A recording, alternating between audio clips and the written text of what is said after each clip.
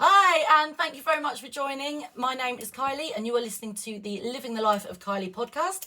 My name is Kylie Rhea, as you know, but I'm also joined with Miss Lily Mae Marshall. Round of applause, everybody, please. Thank you, thank you. Hi, Lily. Hello. Thank you so much for joining me. Oh, you're welcome. It's been a little bit chaotic. Lily's actually going back to uni early. She's going back tomorrow. So how are you feeling about heading back? Bit nervous. Right. But, you know, it's one of those things, just crack on with it. Is it similar to first day nerves? I think because I've had such a long time off as well, it is literally just starting all over again. When was it you came back? Early December. So I've literally had like 2 months off. Oh, no, that's horrible. I know. No. Well, you could always just stay here. Just do it from home. So, Lily, tell us a little bit about the course that you're doing. You are at University of Chichester. Yes. And you are doing musical theatre. Music. Or MTM for short. Oh, okay. So it's all these technical terms I'm not sure of. I know. Lily's, we were talking earlier, and Lily's actually doing a production, and she was like, oh, I'm the MD in this. For me, MD means managing director. Yeah, you close Well, there. yeah. You got the director part, But right? with a big dollop of music involved and not the managing. Yeah. So you have got a lot of fingers in a lot of musical pies right now, haven't you? Yeah. First of all, what is your course about? Tell me everything. So basically, the name's a little bit misleading. It's not music. It's what it is it's musical theatre with a vocal specialism. That couldn't have been timed any better. Right, okay. So you basically do more acting through song classes and things like that. So they really focus on the voice. Oh, okay. Yeah. So it's like, well, I suppose that's like what musical theatre is, really, isn't it? Yeah. So at the uni I'm at, they have different kind of versions. So you've got MTC, which is MT Cabaret, and they've got a specialism on dance. Okay. You've got MT and acting for film. So obviously they look at both MT and then Oh, film right. acting. Yeah. So that would be, if that transforms from Les Mis on the stage, then Les Mis on the film. Yeah. There's two different ways of doing it. Yeah. So is that your dream, your ambition in life, to become... Yeah, maybe. Yes! See how I feel. Yeah, you can dabble with all sorts of I know. MDing, MTing, Yeah. whatever. Good. And you are doing the production Godspell. Mm-hmm. That's part of your uni as well. I'm actually in 2 productions of Godspell at Well, the moment. you know, let me write all of it too. Yeah. The same thing. Yeah. Wow. So I'm in a professional production of Godspell in Right. Brighton. Okay. Yeah, What so- are the touring dates for this? Let's just have a little plug there. I can't. That's good. That's a good it's start. in July. July, I'll be there. I've got 31 days in July. I can be there for all of those. Yeah. Brilliant. So we're doing that in July, and then I'm also doing. I'm the musical director for Godspell, part of the MT Society at uni as well. Right. So I'm doing that too. So I've never heard of Godspell. Is it a really good production for uni and on the main stage? Does it sort of work? Like what? Just. Right. So basically, Godspell it came out at the same time as Jesus Christ Superstar. Which is your mum's favourite? Yeah, I so know that. not a lot of people know Godspell because everyone went for JCS and didn't really listen to Godspell. I'm so down with the lingo. JCS. I know. JCS. I'm like JC Christ, yeah? Yeah. Okay. So it's basically same sort of story. Godspell, however, you have the principal cast. So there's 10 principals in it. Okay. You've got Jesus and Judas. Right. But everybody else basically plays themselves within that role. So, like, you're basically playing... Me? I'm playing myself. Why you are? How does that work? It just does. What do you mean? To play myself? So I would... Right. Let's just talk about this. Okay. Because I can't. So I'd be there with Jesus and Judas, then over here on stage left would be me. Yeah. Doing what? Singing and dancing and shit. Oh, okay. So you're like... So you're like... chorus, but you're not named. You're a principal. You play yourself. So my character is Lily Mae. Like, I am me. And I have solos and stuff. So we're basically playing representations of the disciples.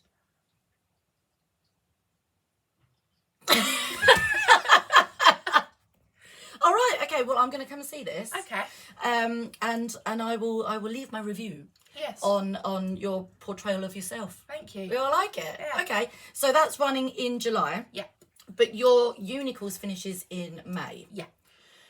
Fully for this year. Yeah. Okay, all right, cool. How did you find your transition from being at home, you know, and your local friends to then going straight into uni? Because it's a big old change, I'm presuming. Yeah.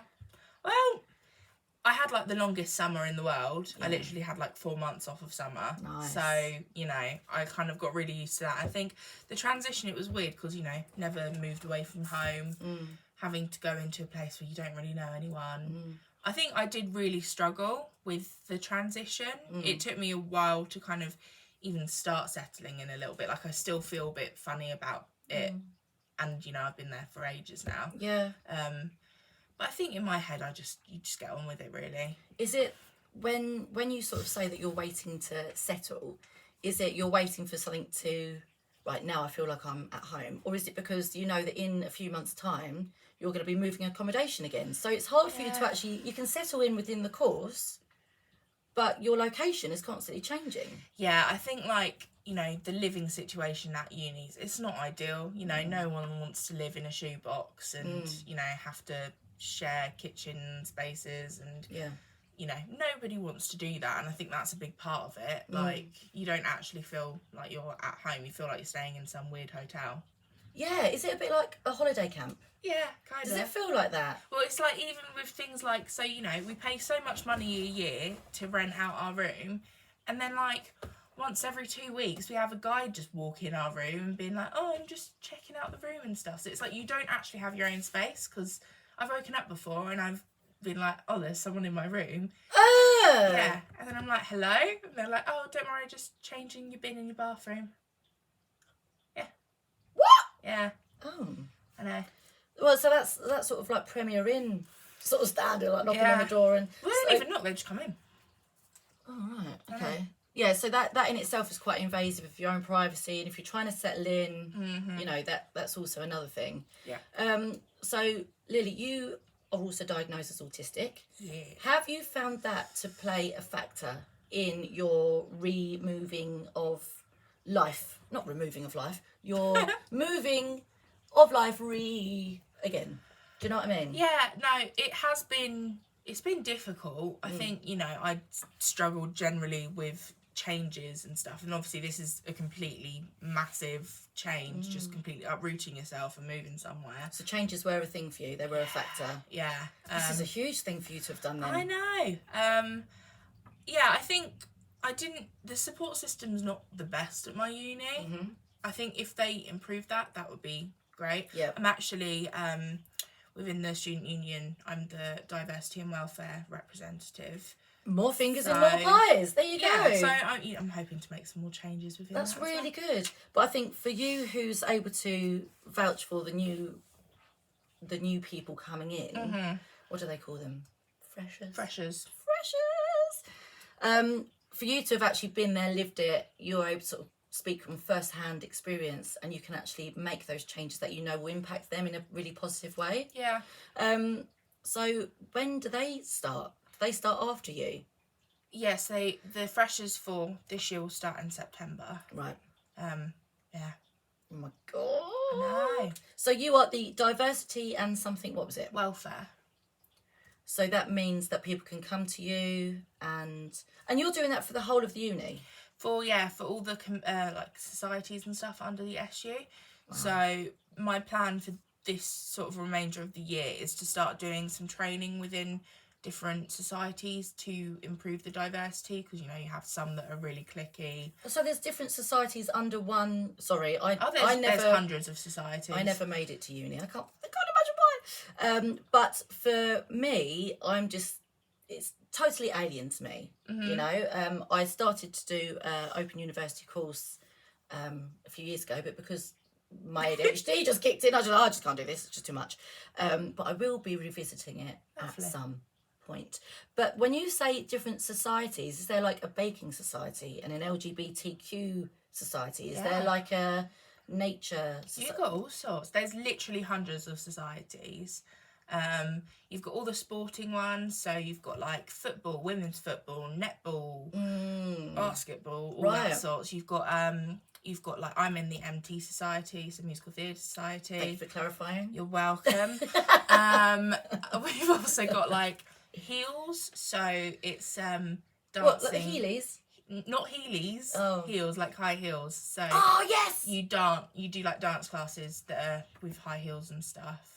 That sounds amazing. Yeah, there's a bit of everything. A lot of broken legs going on there. Yeah, and then we've got Wishy every week as well. I like the sound of that already. Wishy, it's not spelled like the way it sounds. It's spelled WSIHE.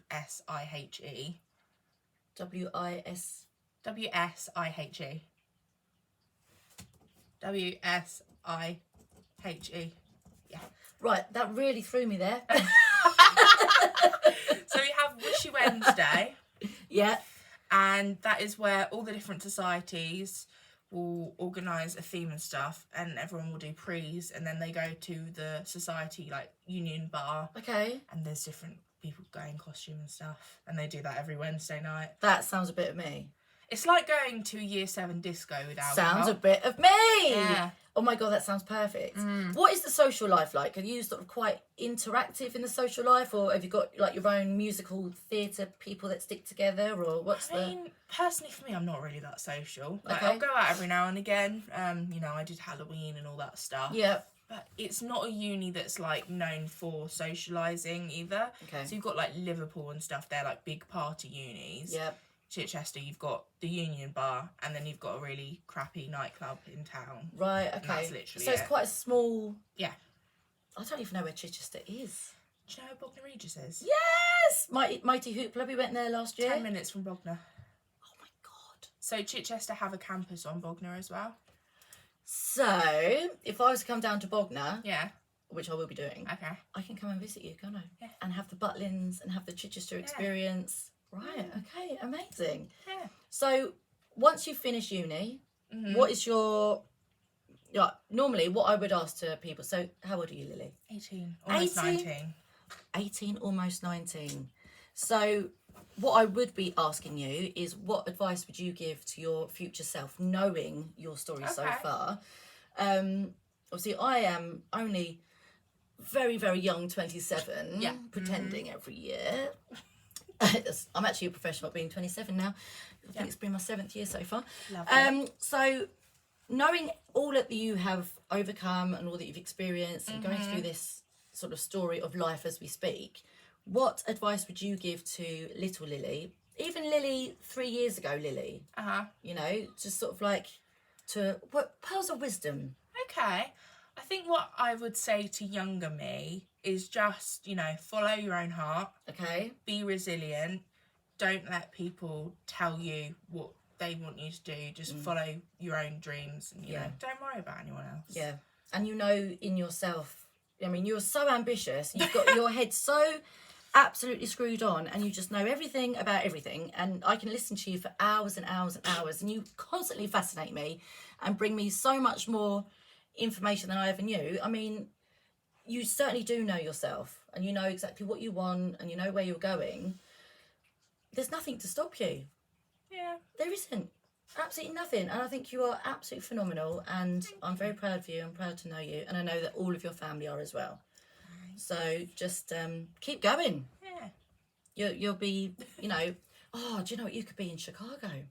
You could be on Les Mis. You could be on the Broadway shows. Yeah. And you're so young. You're just starting out. It makes me so happy. Because, you know, some people get through life and they think, I wish I'd done that. Or I wish I'd done this. Or, you know, when I was younger, I wanted to... Because Arnie's always asking me at the minute, Mummy, what did you want to be when you were younger? And I always say, radio DJ. When I was in year 3, I was DJ Smiley Kylie on my year 3 production. That's right. Yes, I was. So sign me up, Heart FM. But the main thing is, when you are young and you do have those ambitions, it is very much like honing in on those, because that's so pure, that ambition. Yeah. What was your first role in any production that you were in? Right, I've been in a lot of productions. Let me have a little think. Right, I was a villager in Beauty and the Beast. A villager. Yeah, I'd done dance shows prior to that, but my first actual role, I have a name for my role name was Aristocratic Lady.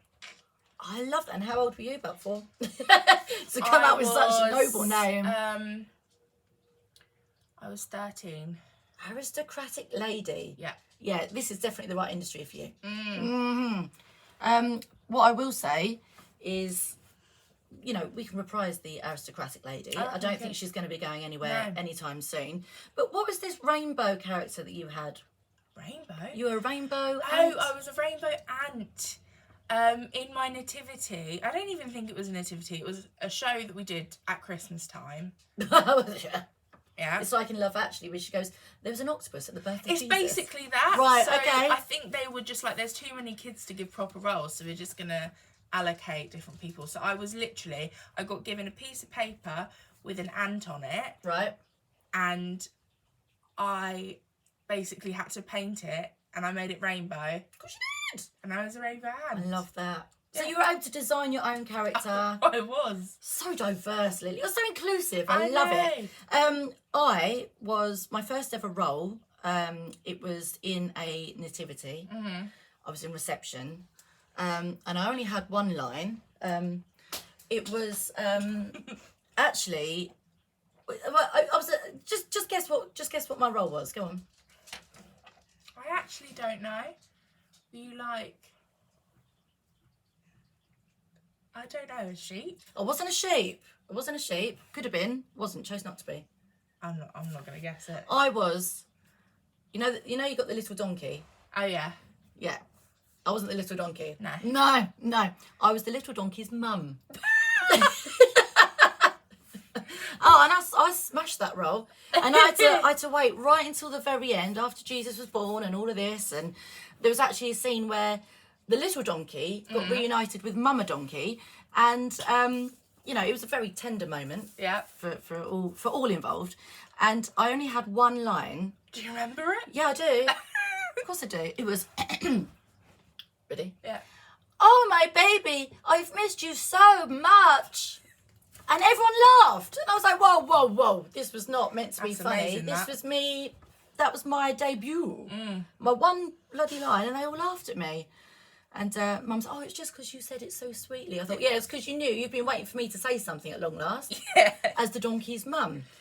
Well, Lily Mae Marshall. Yes. 18 going on 19. Musical theatre student extraordinaire at Chichester University. What agency are you with, just before we leave you? I am with Bazan Talent Agency. Bazan Talent Agency. BTA for short. Oh, all of these. I know. It's JSC and the MA and the MDs and the blah, blah, blah. Right, so go again, BTA. Bazan Talent Agency. Okay, so you got signed up with them pretty sharpish, didn't you? So you're definitely on your way to Broadway stardom. Is there any particular role that you aspire to have? And we can put it in our little manifestation jar. That's a good question. It is, isn't it? I just came up with that just then. No, I like that question. Good, yeah. I actually don't know. Maybe it's because it hasn't been created yet. No, maybe not. I mean, if I really had to pick one, Elphaba in Wicked. Oh, right, there we are then. Bazan Talent Agency, Elphaba inquiries coming your way. Yeah. Yeah? Yeah. Amazing. Lily Mae Marshall. Big round of applause for thee. Thank you. Very much. My name is Kylie Rear. You've been listening to the Living the Life of Kylie podcast, an eclectic podcast mix. And thank you very much for tuning in. Lily, au revoir. Au revoir. Au revoir.